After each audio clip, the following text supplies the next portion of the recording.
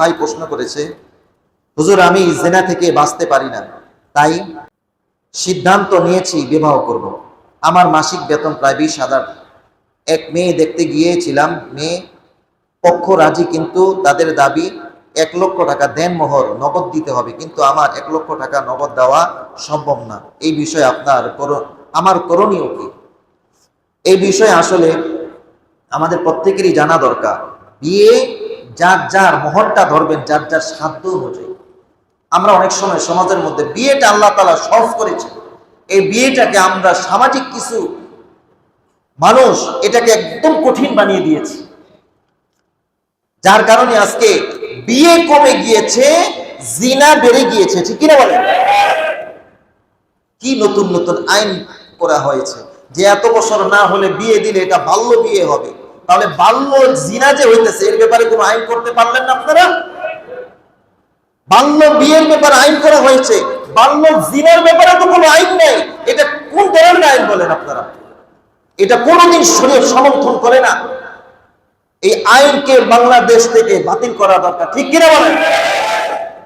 বাল্য বিয়ের ব্যাপারে আইন, বাল্য জিনার ব্যাপারে কোনো আইন নাই, মন গড়া আইন নিয়ে আসছে। যাই হোক, তো বিয়েটা আল্লাহ তাআলা সহজ করেছেন, কিন্তু আমরা কিছু মানুষ এটাকে কঠিন করেছি।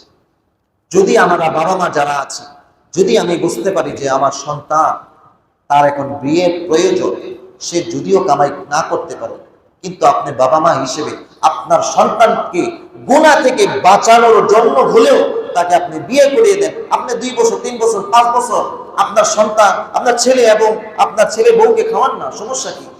কমসে কম সে তো গুনাহ থেকে বাঁচলো। আপনার কারণে সে গুনাহে লিপ্ত হইতেছে, এটা শুধু তার আমলনামার মধ্যে গুনাহ যাবে না, আপনার আমলনামার মধ্যেও গুনাহ যাবে, কারণ আপনাদের সমর্থন থাকা সত্ত্বেও আপনারা সন্তানকে বিয়ে করাইতেছেন। কি ভাই বুঝছেন? এই ছেলের বাবা মেয়ের বাবা যারা আছে একটু কান খুইলা শুনেন। যদি আপনি বোঝেন যে আমার সন্তান এখন বিয়ে করা দরকার, আমার সন্তান বিয়ে ছাড়া গুনাহে লিপ্ত হইতেছে, এটা যদি আপনি বাবা হিসেবে মা হিসেবে বুঝতে পারেন, তাহলে আপনার জন্য উচিত আপনার সন্তানকে জলদি জলদি বিয়ে করিয়ে দেওয়া।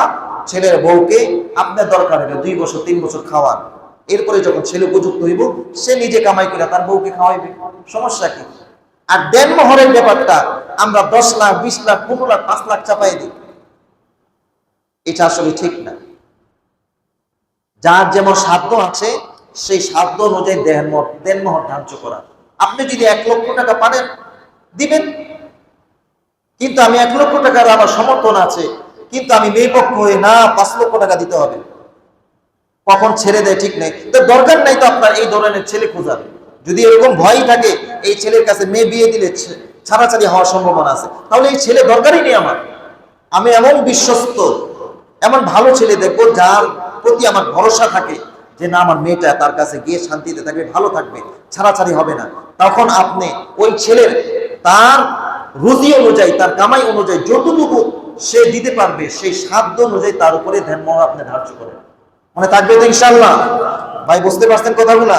আল্লাহ রাব্বুল আলামিন আমাদের সবাইকে যে কথাগুলা বললাম সর্বপ্রথম আমাকে এবং আপনাদের সবাইকে আমল করার তৌফিক দান করুন। সবাই বলে আমিন।